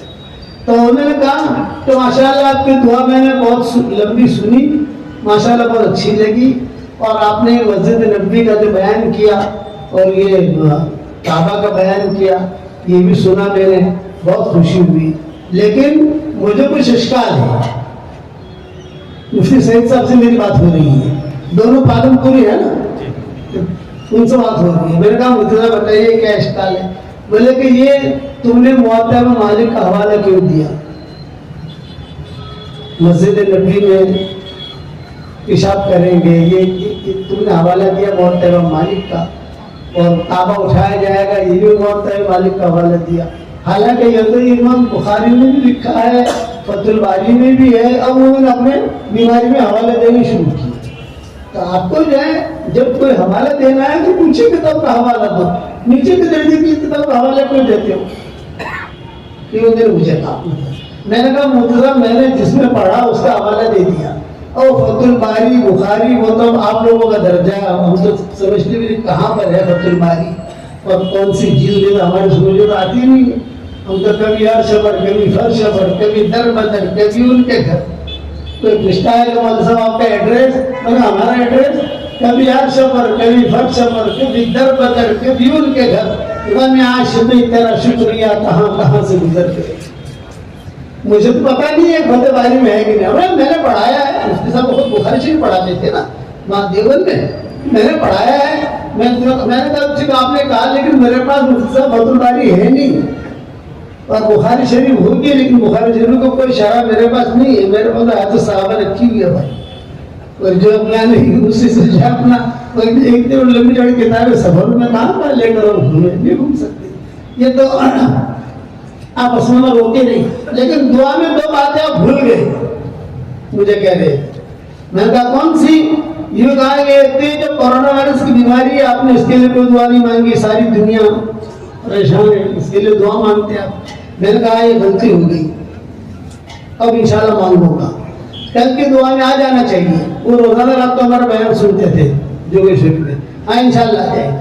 اور دوسری غلطی ہوئی کہ جو دنیا بھر کے چودھری ہیں جو آج کے مسلمانوں کو بہت پریشان کر رہے ہیں، میرا تمہارے والد صاحب رحمۃ اللہ علیہ کہتے تھے گورا مکڑا، کالا مکڑا، مقامی مکڑا، لال مکڑا، یہ سب، تو ان کے بارے میں بھی دعائیں کرنی چاہیے۔ میں نے کہا تو آپ کیجیے، وہ آپ کے حوالے کر دیا ہم نے، ایک کام میں کروں ایک کام آپ کرو، یہ میں نے مفتی صاحب سے کہا۔ تو بہت ایسے بولے کہ پالن پوری بھی ہوشیار ہو گئے ہیں ہمارے مفتی صاحب، بہت اللہ ان کے قبر کو نور سے منور فرمائے، ان کے درجات کو بلند فرمائے، قبر کو اللہ انہیں آرام نصیب کرے، ان کے ہڈی ہڈی کو اللہ جنت نصیب کرے۔ اس زمانے کے اتنے تیمیاں تھے وہ، جس نے قدر کی وہ قدر کر لی، جس نے قدر نہیں کی اس نے قدر نہیں کی۔ ہمارا ریاض القرآن کا جو ترجمہ پورا ہو گیا تو میں اور میرا بیٹا عبد الوہاب ہم دونوں مسجد میں جا رہے تھے، ظہر کا وقت تھا، میں نے میرے بیٹے سے کہا کہ ارے بھائی عبداللہ ترجمہ تو ہے نا، نام کیا رکھیں؟ تو اس نے مسجد کی سیڑھیوں پر چڑھتے چڑھتے اتنا کہا ریاض الصالحین، ریاض الجنہ، یہ تو ہے تو اس کا نام لکھ دو ریاض القرآن. یہ اس نے مجھے کہا ارے بھائی تیری بات تو سمجھ میں آتی ہے لیکن مفتی صاحب سے پوچھنا چاہیے, ابھی فون لگاؤ. اب وہ 1 بج رہا تھا دوپہر کا, 1 بجے ان کا آرام تھا. ظہر کی نماز کے بعد بخاری شریف پڑھاتے تھے دیوبند میں. میں نے کہا عبداللہ کیا کر رہے ہیں, ابھی فون لگاؤ. ارے لگاؤ بسم اللہ. میں نے کہا ان کے آرام میں خالی پڑے گا. نہیں کوئی بات نہیں, ابھی تو اٹھنے کی تیاری ہوگی, اب تو وضو کرو تو کریں گے نماز پڑھنے کے لیے. میں نے فون لگایا تو مفتی صاحب نے کہا ماشاء اللہ مولانا یونس صاحب خیریت سے ہو. ان کے کہنے کا انداز تھا مفتی صاحب کا. تو میں نے مفتی صاحب سے کہا اگر قرآن کا ترجمہ ہمارا ہو گیا کیا نام رکھیں, آپ نے کیا سوچا ہے, اسٹائل کی بولنے کی, آپ نے کیا سوچا ہے. میں نے سوچا ہے کہ ریاض الجنہ, ریاض الصالحین, ریاض القرآن. ہاں لیکن یہ بتاؤ تفسیر بھی ہے کہ ترجمہ یہ ترجمہ ہے. میں نے تفسیر نہیں ہے لیکن ترجمہ ایسا ہے کہ تفسیر کی انشاءاللہ ضرورت نہیں پڑے گی. اچھا ایسا ترجمہ کیسے ہو گیا تفسیر کی ضرورت نہ پڑے, بتائیں میں آپ کو بھیجوں گا دیکھ لینا انشاءاللہ. آسان کیا ہے مطلب کہ سامنے والا آدمی سمجھ جائے گا کہ کیا اللہ کہنا چاہتے ہیں. انہوں نے کہا ماشاءاللہ لکھو اللہ برکت دے ریاض القرآن رکھو. ہم نے ان کے مشورے میں ریاض القرآن رکھا. آج الحمدللہ ساری دنیا میں اللہ نے قبول کر لیا اسے. اس لیے یہ بات میں میراث پر کہہ رہا تھا. سارا مجمع یہ نیت کرے میراث دینا ہے اور مفتی سے جا کر پوچھو کہ کیا کریں. اور یہ نہیں کہ صاحب ایک جگہ قصہ ہوا, میں نے ان سے پوچھا بھی تم نے جو ہے وہ میراث کیا نہیں. ہاں کر دے, حساب کتاب کر لیا. کیا حساب کتاب کیا, یہ تو 50 لاکھ اس کو آئیں گے, 60 لاکھ اس کو آئیں گے, 70 لاکھ اس کو آئیں گے. دے دیا ان کو, ہمیں دیا نہیں ہے, ہم نے کاغذ پہ لکھ لیا. اچھا کاغذ پہ لکھ لیا تو کب دو گے, جب آئیں گے تب دیں گے. 50 سال آج ہو گئے اس قصے کو, ابھی تک انہوں نے وہ کاغذ آیا ہی نہیں, ان کو دیے بھی نہیں. آپ سمجھ گئے بات کو. اس لیے یہ موٹی موٹی باتیں میں نے عرض کی. اپنا دینی مزاج بناؤ, حکمت کے ساتھ چلو, اخلاق کے ساتھ چلو, نگلنا سیکھو, نگلنا اگلنا نہیں. اور ایک نصیحت کرتا ہوں, زبان کا میٹھا بول جو لوگوں کے دلوں کو جوڑ دے یہ کروڑوں نفلوں سے بھی زیادہ بھاری ہے. ایک آدمی کروڑوں نفلیں پڑھ رہا ہے اور ایک آدمی زبان کا میٹھا بول رہا ہے جس سے لوگوں میں ساتھی محبتیں پیدا ہوتی ہیں. کہ زبان کا میٹھا بول والا اللہ کے یہاں زیادہ محبوب ہے. اور زبان کا کڑوا بول جو لوگوں کے دلوں کو توڑ دے یہ کروڑوں گناہوں میں بھاری. ایک آدمی کروڑوں گناہ کر رہا ہے. اس لیے یاد رکھنا کہ زبان کا کڑوا بول جو ہے کروڑوں گناہوں سے بھی زیادہ خطرناک ہے. اس لیے حضور صلی اللہ علیہ وسلم نے فرمایا زبان کی حفاظت کرنا, خاموش رہنا. اور جھکنے میں جو مزہ ہے وہ بھرنے میں نہیں ہے. تواضع میں جو مزہ ہے وہ دادا گیری اور تکبر میں نہیں ہے. اس لیے میری اتنی نصیحت یاد رکھنا, خاموش ہو, مشورے میں بیٹھو. ہمارے مشورے کے ساتھی الحمدللہ ہر جگہ طے کر دی ہے ہم لوگوں نے, اور ساتھی اپنے مشورے کے ساتھ کام لے کر چل رہے ہیں الحمدللہ. کوئی بات سمجھ میں نہ آئے آپ بہت محبت کے ساتھ پیش ہو. بات میں جو طے ہو جائے اس پر آپ نے لگتے کہیں آگے بڑھے. بعض مرتبہ ایسی چیزیں ہوتی ہیں جو سمجھ میں نہیں آتی. حضرت اسامہ امیر بنایا حضور صلی اللہ علیہ وسلم نے, چھوٹی عمر کے تھے اور ان کے ماموں نے کس کو رکھا, ابو بکر کو رکھا, حضرت عمر کو رکھا. حالانکہ کہاں ابو بکر کہاں عمر, اور یہ چھوٹے سے حضرت اسامہ, لیکن منظور کر لیا. بعد میں حضور کا انتقال ہو گیا تو ابو بکر عمر کو سب لوگوں نے مل کے روکا, باقی ساری جماعت حضرت اسامہ کے ساتھ تھی. اس لیے احترام ہوتا ہے, ایک دوسرے کا احترام کرو گے انشاءاللہ. مائیں بہنیں بھی دوسرے کا احترام کریں اور بہت عزت کے ساتھ اپنی زندگی گزارو. کبھی بھی مایوس نہیں ہونا. ہماری شریعت میں مایوسی نام کی کوئی منزل ہے ہی نہیں. ہماری شریعت میں مایوسی نام کی کوئی منزل نہیں ہے. اگر اللہ کو پانا ہے تو سب سے پہلے اپنے اخلاق کو اچھا کرنا پڑے گا, دل کو صاف رکھنا پڑے گا. اور ایک مسئلہ بتاتا ہوں, شاید کوئی تمہارا مفتی بتائے نہیں. دل کی 2 قسمیں ہیں. ایک دل کا نام ہے قلب سلیم اور ایک دل کا نام ہے قلب سقیم. قلب سلیم اسے کہتے ہیں جس دل کے اندر کسی کے بارے میں کوئی بدگمانی نہ ہو، کوئی حسد نہ ہو، کوئی بغض نہ ہو، کوئی برائی نہ ہو، اس کو کہتے ہیں قلب سلیم۔ تو قلب سلیم والا جو ہوتا ہے اس کی دعائیں بھی قبول ہوتی ہیں، اس کی عبادتیں بھی قبول ہوتی ہیں، اور اس کا نتیجہ بھی اللہ نکالتا ہے۔ اور ایک ہوتا ہے قلب سقیم، بیمار دل، ڈاکٹروں والا بھی بیمار دل نہیں، وہ دل جس دل کے اندر کچرا بھرا ہوا، بدگمانی ہوئی، حسد بھرا ہوا، کینہ بھرا ہوا، تو سارے علماء کا اتفاق ہے کہ اس کی کوئی دعا قبول نہیں ہوگی، کوئی عبادت قبول نہیں ہوگی، نیکیاں ملے گی نیکیاں۔ ہماری شریعت میں نیکیاں کمانا سب سے آسان ہے، گناہ معاف کرانا اس سے بھی آسان ہے، لیکن نیکیاں قبول کرانا سب سے زیادہ مشکل ہے۔ اسی لیے قرآن میں ایک اصول بیان کیا، انما یتقبل اللہ من المتقین، اللہ تعالیٰ تقوی والوں کا ہی قبول کرتا ہے۔ اب ہر آدمی دیکھ لے، بیوی سوئی ہوئی ہے، شوہر سویا ہوا ہے، اس کے دل میں اس کے بارے میں کچرا ہے، اس کے دل میں اس کے بارے میں کچرا ہے، اب بتاؤ ہماری دعائیں کیسے قبول ہوں گی؟ عشاء کی نماز ہم پڑھیں گے، اب عشاء کی نماز ہم نے پڑھی، اب دل کے اندر کچرا ہے تو فرشتہ کیا لکھے گا؟ اس نے عشاء کی نماز پڑھ لی، فرض اتر گیا، لیکن اللہ کہے کہ میں قبول نہیں کروں گا، نیکی نہیں دوں گا۔ ہماری شریعت میں نیکی کمانا تو بہت آسان ہے، بیوی کے منہ میں لقمہ دے دو، صدقہ کا ثواب، ماں باپ کو اگر محبت کی نگاہ سے دیکھو، مقبولت کا ثواب، بیوی کے سامنے دیکھ کر آپ ہنسو، آپ کے سامنے بیوی دیکھ کر ہنسے تو اللہ بھی ہنستے ہیں۔ کتنا آسان ہے، گھر جا کے عمل کر لینا۔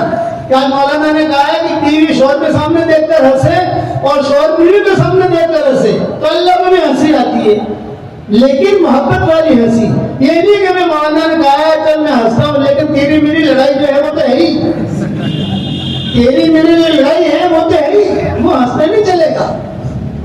ایک دعا پڑھاتا ہوں آپ کو، پڑھو، ربنا اغفر لی ولوالدی وللمؤمنین یوم یقوم الحساب۔ دیکھو جس نے بھی دعا پڑھی، اس وقت میں جتنے مسلمان مرد اور عورتیں دنیا میں ہیں ان سب کے برابر ہمارے اکاؤنٹ کے اندر نیکیاں آ گئی۔ ایک مرتبہ اور پڑھو، ربنا اغفر لی ولوالدی وللمؤمنین یوم یقوم الحساب۔ سے اتنی نیکیاں آ گئی۔ حدیث ہے، میں میری کتابوں جتنے بھی کتابیں لکھتا ہوں، ترجمے لکھتا ہوں، یہ دعا اور حدیث کا حوالہ ہائی لائٹ کرتا ہوں تاکہ آدمی کم سے کم ایک مرتبہ تو پڑھ لے۔ نیکیاں کمانا اتنا آسان ہے اور گناہ معاف کرانا کتنا آسان۔ یہ آسمان ہے نا، آسمان کی طرف دیکھ کر آدمی سر میں اتنا کہے، اے اللہ تو مجھے معاف کر دے، 3 مرتبہ کہے، حدیث میں آتا ہے، اے اللہ تو مجھے معاف کر دے، تیرا علاوہ کوئی معاف کرنے والا نہیں ہے، اے اللہ تو مجھے معاف کر دے، تیرا علاوہ کوئی معاف کرنے والا نہیں ہے، اے اللہ تو مجھے معاف کر دے، تیرا علاوہ کوئی معاف کرنے والا نہیں ہے، تو اللہ ہنس کر جواب دیتے ہیں کہ میں نے تجھے معاف کر دیا۔ بیوی کی طرف دیکھ کر ہنسو تو بھی اللہ ہنستے ہیں، آسمان کی طرف دیکھ کر خالی معافی مانگو تو بھی اللہ ہنس کر جواب دیتے ہیں کہ میں نے معاف کر دیا۔ تو نیکیاں بڑھانا اور گناہ معاف کرانا یہ ہماری شریعت میں بہت آسان ہے۔ مشکل کیا ہے؟ قبول کرانا، قبول کرے۔ مولانا یوسف رحمۃ اللہ فرماتے تھے ایک گشت اگر قبول ہو گیا نا، ایک گشت ہمارا بیڑا پار ہو گیا۔ قبول کرانے کی فکر کرو۔ اب ایک جنات کا قصہ سنانا تھا، لیکن اب کتنے بجے شروع کیا تھا؟ 8 گھنٹے سے اوپر ہو گیا۔ آج مجھے ایک جنات کا قصہ سنانا تھا، لیکن اب میں بھی تھکا ہوں بھائی۔ سوائے مفتی اشفاق نے ہمیں جنگلوں میں لے گئے، وہاں جا کر بیان کرایا، ماشاء اللہ۔ خیر اللہ تعالیٰ قبول فرمائے، اللہ دوسری مرتبہ لائیں گے تو کریں گے انشاءاللہ۔ لیکن یہ بتاؤ سب تیار ہو انشاءاللہ؟ اتنا بتاؤ مجھے، سب تیار ہو؟ سب سے پہلے تو میں یہ نیت کروانا چاہتا ہوں آپ سے کہ یہ مجمع یہ نیت کرے کہ انشاءاللہ مرتے دم تک دعوت کے کام کو ہم اپنا کام بنائیں گے، تو انشاءاللہ۔ ہیرا پھیری والا دعوت کے کام نہیں، चालाकियों वाला नहीं, हकीकत दावत का काम। फिक्र माए बहने रोजाना खाना पकाएं, मेहमान के नीयत से पकाएं। मेहमान आएगा तो मेहमान खा लेगा, मेहमान नहीं आएगा तो हम खा लेंगे। जो खाना मेहमान की नीयत से पकाया जाता है उस खाने का हिसाब किताब नहीं होता। कितना आसान है। हम लोग भी रोजाना अपने घर से निकले तो दावत की नीयत से, दिन की नीयत से निकले। जब तक हम घर के बाहर रहेंगे, अल्लाह के रास्ते में शुमार रहेंगे, तो कितना आसान है।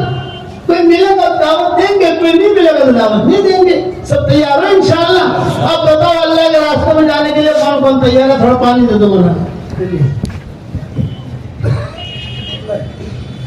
कौन कौन तैयार है जल्दी बताओ भाई, खड़े हो जाओ। अब्दुल कुद्दूस, अब्दुल कुद्दूस, 3 चिल्ला इजाजत तो करो यार। इंशाअल्लाह। और बताए खड़े हो। क्या नाम मौलाना का? मोहम्मद इमरान। मोहम्मद इमरान लिखो।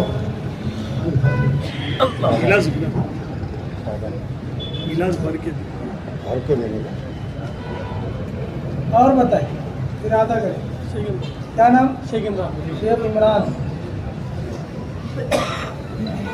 काम करो।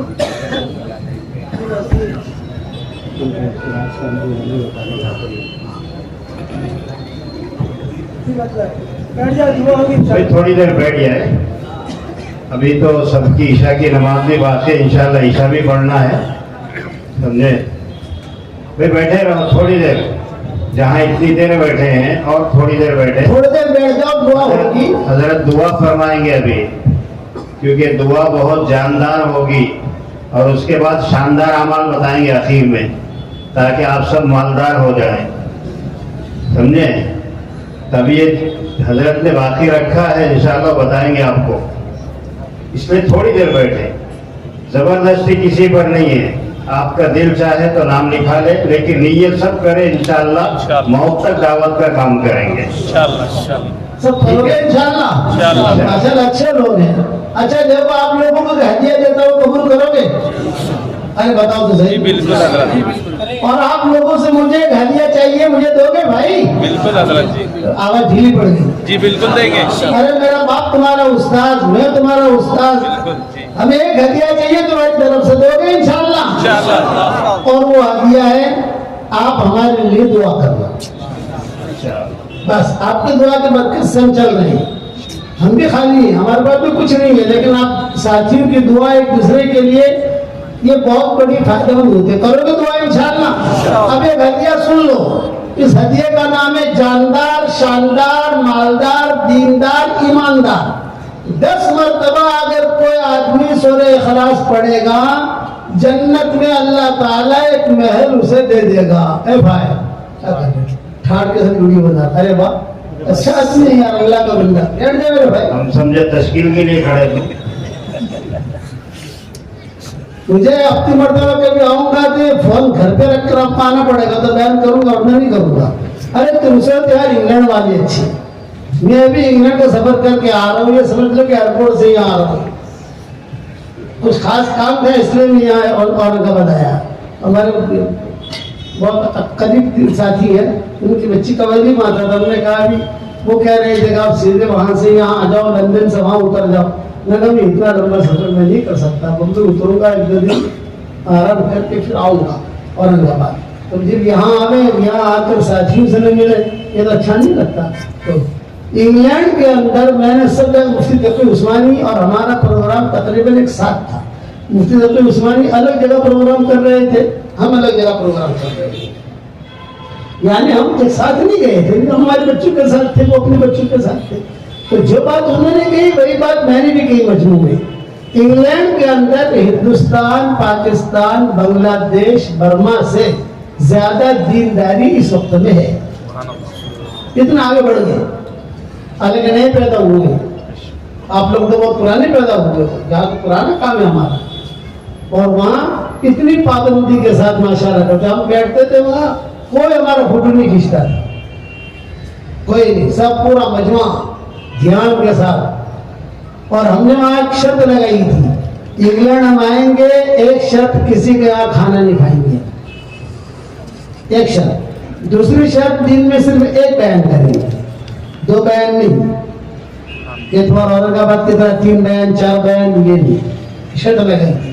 تو انہوں نے جو ہے وہ شرط نبھائی باقاعدہ، بس آدھے انگلینڈ کا دورہ کرایا، آدھا انگلینڈ باقی رہ گیا، گلاسگو ہے، اسکاٹ لینڈ ہے، یہ اوپر کے جو علاقے ہیں وہ باقی رہ گیا۔ تو وعدہ کر کے انہوں نے بھیجا کہ آپ 1 مہینے کے لیے پھر سے 2026 میں آ جانا ہے انشاءاللہ۔ ہم نے کہا ٹھیک ہے، چلو وعدہ ہے، ہم آئیں گے انشاءاللہ۔ لیکن ترکی اور شام کے سفر کے بعد، اب ترکی اور شام کا ہمارا تقاضا ہے، وہاں جا رہے ہیں انشاءاللہ رمضان کے بعد۔ ابھی تو مدینہ جا رہے ہیں انشاءاللہ، لیکن کہ رمضان کے بعد جب ترکی اور شام کا نمٹا کر پھر وہاں، لیکن ایک آدمی نے بھی ہمارا فوٹو نہیں کھینچا ہے، اور جو بتایا اس پر عمل کیا، تشکیل خوب ہوئی ماشاءاللہ۔ تو آپ کو ہدیہ دے سکتا ہوں بھائی، 10 مرتبہ سورہ اخلاص پڑھو تو جنت کے اندر ایک محل فوراً تیار ہو جاتا ہے، 20 مرتبہ پڑھو 2 محل تیار ہو جاتے ہیں، 30 مرتبہ پڑھو 3 محل تیار ہو جاتے ہیں۔ تو میں میرے ساتھیوں کو اور شاگردوں کو میں یہ کہتا ہوں 313 مرتبہ سورہ اخلاص پڑھنے کی عادت ڈالو تو جنت میں انشاءاللہ روزانہ 31 محل تیار ہو جائیں گے، اور 104 مرتبہ قرآن شریف پڑھنے کے برابر اللہ ثواب دے گا۔ 104 مرتبہ قرآن شریف پڑھنے کے برابر اللہ ثواب دے گا، اور انشاءاللہ کوئی انکم ٹیکس والا آپ کو پریشان نہیں کرے گا۔ دنیا میں تو بولے آپ بنا لو تو انکم ٹیکس والے آتے نہیں آتے، 2 کروڑ لے لو تو انکم ٹیکس والے آتے نہیں آتے۔ ہمارا اللہ نے کتنا آسان کیا ہے۔ یہ میرا وظیفہ ہے، جاندار، شاندار، مالدار، دیندار، ایماندار۔ تو ساتھی کو میں نے وہاں پر بھی کہا سب نے الحمدللہ، میں نے کہا 313 مرتبہ سورہ اخلاص، 313 مرتبہ درود شریف، 313 مرتبہ استغفار۔ یہ اگر کوئی پڑھنے کی عادت ڈال دے، درود شریف مختصر والا پڑھ لو، صلی اللہ علیہ وسلم صلی اللہ علیہ وسلم، اور استغفار جو ہے یہ بھی مختصر والا پڑھ لو، اللہم اغفر لی، اللہم اغفر لی۔ اور سورہ اخلاص کو تو شارٹ نہیں کر سکتے، وہ تو پوری پڑھنی پڑے گی آپ کو۔ یہ پڑھ، اس کے بعد اللہ تعالیٰ سے جو دعا مانگو گے اللہ آپ کی دعا قبول کرے گا۔ بڑا مجرب عمل ہے یہ۔ تو میری یہ تسبیح جو ہے یہ بھی جاندار، شاندار، مالدار، دیندار، ایماندار ہے۔ اب پورے اورنگ آباد والوں کو بھی میری تسبیح دے نہیں سکتا، ہمارے محترم کو دے دیتا ہوں۔ ہمارے مولانا بھی ہمارے علماء کے یہاں کے ذمہ دار بھی ہیں، اور علماء کو لے کر چلتے ہی میری طرف سے ہدیہ آپ کو۔ یہ وہاں انگلینڈ میں میں اس کو دیتا تھا جس کے پیچھے عشاء کی نماز پڑھتا تھا۔ مغرب کی نماز جو پڑھائے گا وہ عشاء کی نماز جس کے پیچھے پڑھتا تھا، تو وہ مولوی لوگ آپس میں لڑتے تھے، آج میں پڑھاؤں گا، آج میں پڑھاؤں گا، مولانا آ رہا ہے، آج میں پڑھاؤں گا، آج میں پڑھاؤں گا۔ عشاء کی نماز جس کے پیچھے پڑھتا تھا، عشاء کے بعد ہی پروگرام ہوتے تھے، مغرب دن چھوٹے ہو گئے تھے وہاں بہت، تو عشاء کے بعد ہی بیان ہوتے تھے ہمارے، اس میں مرد بھی آ جاتے تھے، عورتیں بھی آ جاتی تھی ہال کے اندر سب جگہ، تو ان کو دے دیتا تھا۔ وہ مولوی لوگ آپس میں امام لوگ، تو میں کہتا تھا لڑو مت، ایک تصویر ہے نا آدھی آدھی کر لینا تم دونوں، تو آدھی آدھی کر لیتے تھے۔ آپ سمجھا، لیکن یہ امام سب کا کہ مولانا تو آدھی کر کے دیں گے نہیں، یہ تو اپنے پاس ہی رکھیں گے، کوئی بات نہیں۔ تو آپ لوگ عمل کرو گے انشاءاللہ بھائی۔ اب دعا کر لو، اللہم لک الحمد کما انت اہل، فصل وسلم علی سیدنا محمد کما انت اہل، وفعل بنا ما انت اہل، فانک اہل التقوی واہل المغفرہ۔ اے اللہ ہمارے گناہوں کو معاف فرما، ہماری خطاؤں سے درگزر فرما، پورے اورنگ آباد والوں کو قبول فرما، ان کے مردوں کو قبول فرما، ان کی عورتوں کو قبول فرما، ان کے بچے بچیوں کو قبول فرما، ان کے بیٹے بیٹیوں کو قبول فرما۔ اے اللہ اورنگ آباد کے ذرے ذرے کو قبول فرما، اے اللہ اورنگ آباد کی ایک ایک زمین کو قبول فرما، ایک ایک اینٹ کو قبول فرما۔ اے اللہ رسول اللہ صلی اللہ علیہ وسلم نے جتنی خیر کرام کی دعائیں مانگی وہ ساری کی ساری ہم سب کے لیے مقدر فرما، اور جن شرور سے پناہ چاہیے ان شرور سے تو ہماری حفاظت فرما۔ اے اللہ جو بھی 313 مرتبہ سورہ اخلاص پڑھے اور 313 مرتبہ درود شریف پڑھے اور 313 مرتبہ استغفار پڑھے، اے اللہ اس کی ساری دعاؤں کو قبول فرما، اس کی ساری پریشانیوں کو دور فرما۔ اے اللہ جس نے بھی مجھے دعاؤں کے لیے کہا ہو یا دعاؤں کے لیے خطوط میں لکھا ہو، یا جن کا ہم پر کسی قسم کا حق اور احسان ہو، یا جو مجھے اپنی دعاؤں میں یاد کرتے رہتے ہوں، یا مائیں بہنیں بیٹیاں مجھے اپنی دعاؤں میں یاد کرتی رہتی ہوں، میری ساری دعاؤں میں ان کا پورا پورا حصہ نصیب فرما۔ اے اللہ ہمیں مانگنا نہیں آتا مگر تجھے دینا تو آتا ہے، اپنے کرم سے تو عطا فرما۔ جس کرم سے آپ نے ہمیں یہاں جمع کیا ہے اے اللہ اسی کرم سے تیرے نبی کے پڑوس میں جنت الفردوس میں تو ہم سب کو جمع فرما دے۔ اے اللہ یہ مجمع آمین کہہ رہا ہے، کسی کے باپ کا انتقال ہو چکا ہے، کسی کے ماں کا انتقال ہو چکا ہے، کسی کے ماں اور باپ دونوں کا انتقال ہو چکا ہے، لوگ قبروں میں انتظار میں ہیں کہ کوئی ہمارے لیے بھی دعا کرتا ہے کہ نہیں کرتا۔ اے اللہ ہمارے ماں باپ کی مغفرت فرما، ہمارے ماں باپ کی مغفرت فرما، ہمارے ماں باپ کی مغفرت فرما، ان کی ہڈی ہڈی کو جنت نصیب فرما، ان کے قبر کو روشن فرما۔ اے اللہ جو ماں باپ زندہ ہیں ان کے قدر کرنے کی توفیق عطا فرما۔ اے اللہ ہمیں مانگنا نہیں آتا مگر تجھے دینا آتا ہے، اپنے کرم سے ہماری جھولیوں کو ہدایت سے بھر دے۔ اے اللہ مرنے سے پہلے پہلے سچے پکے توبہ کی توفیق عطا فرما۔ ایک دن آئے گا ہم بھی دنیا سے رخصت ہو جائیں گے، آج دوسروں کی موت کی خبریں ہمارے کانوں تک پہنچتی ہیں، ایک دن ہماری موت کی خبر دوسروں کے کانوں تک پہنچے گی۔ کوئی ہمارے لیے پانی گرم کر رہا ہوگا، کوئی نہلا رہا ہوگا، کوئی کفن تیار کر رہا ہوگا، کوئی مشک اور عنبر لگا رہا ہوگا، کچھ لوگوں کے کندھوں پر سوار کیا جائے گا۔ یہ سفر ہوائی جہاز کا نہیں ہوگا، ریل کا اور کار کا نہیں ہوگا۔ محبت کے دعویٰ کرنے والے کچھ مٹھیاں مٹیاں ہدیے میں پیش کریں گے، ایک جملہ کہہ کر واپس لوٹیں گے، قبر تک آپ کا اکرام کر لیا، قبر تک آپ کا ساتھ دے دیا۔ اے اللہ اس وقت میں تو ہمارا بن جا اور ہماری بہترین مدد فرما۔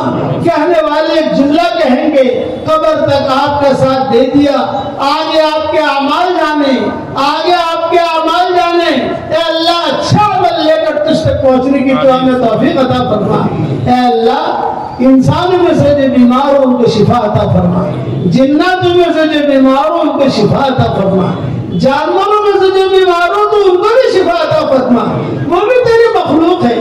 تیرے نبی نے کہا ہے ساری مخلوق اللہ کا کنبہ ہے۔ اے اللہ تیرے کنبے میں جو بیمار ہو ان کو شفا دے دے، جس کی جو ضرورت ہو اس کی ضرورت کا تو غیب سے تکفل فرما۔ اے اللہ جس کی جو حاجت ہو اس کی حاجت کو تو پورا فرما، جسے دکان کی ضرورت ہو دکان عطا فرما، جسے مکان کی ضرورت ہو مکان عطا فرما، جسے حلال بستر کی ضرورت ہو حلال بستر عطا فرما۔ اے اللہ ان کے دلوں میں مائیں بہنیں بیٹیاں بہویں جمع ہوئی ہیں، ان کے دلوں کے اندر جو جائز مرادیں ہوں، یہ ہمارے بھائیوں کے دلوں میں جو جائز مرادیں ہوں، یہ میری اس دعا پر دنیا بھر میں جہاں کہیں آمین کہی جائے، ان کے دلوں میں جو جائز مرادیں ہوں عافیت کے ساتھ ان سب کی جائز مرادوں کو پوری فرما کر اس میں خیر کی شکلیں اور صورتیں پیدا فرما۔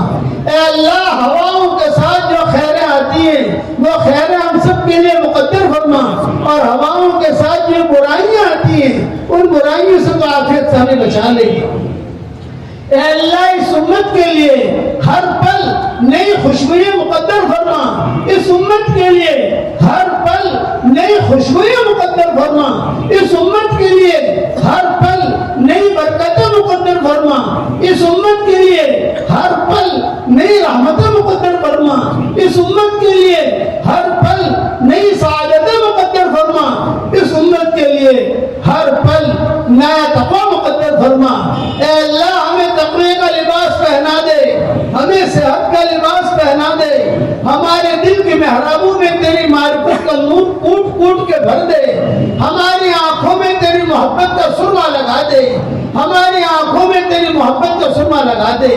دعوت کے کام کی حفاظت فرما، کام کرنے والوں کی حفاظت فرما، کام کرنے والیوں کی حفاظت فرما، دینی مدارس کی حفاظت فرما، دینی ٹھیوں کی حفاظت فرما، دینی مکاتب کی حفاظت فرما، ہم سب کے قیامت تک کے آنے والی نسلوں کو تو قبول فرما دے۔ اے اللہ ہم سب کی قیامت تک کے آنے والی نسلوں کو تو قبول فرما دے۔ اے اللہ اورنگزیب رحمۃ اللہ علیہ کی قبر کو تو نور سے منور فرما، ان کے درجات کو بلند فرما، ان کے شیخ کے قبر کو بھی تو نور سے منور فرما۔ اے اللہ ہمارے ماں باپ کی مغفرت فرما، ہمارے والد صاحب کی قبر کو تو نور سے منور فرما، ہمارے اکابرین کے قبروں کو نور سے منور فرما۔ اے اللہ جو مانگا وہ عطا فرما، مانگنے سے رہ گیا وہ عطا فرما، اور ہمارے سفر کو تو بے انتہا قبول فرما۔ اور میری تشکیل پر جو 313 سورہ اخلاص اور استغفار اور درود شریف پڑھے اس کی ساری دعاؤں کو قبول فرما، اس کی ساری پریشانیاں دور فرما اور اپنے فضل و کرم سے ہماری دعاؤں کو قبول فرما۔ سبحان ربنا رب العزت عما یصفون وسلام علی المرسلین والحمد للہ رب العالمین۔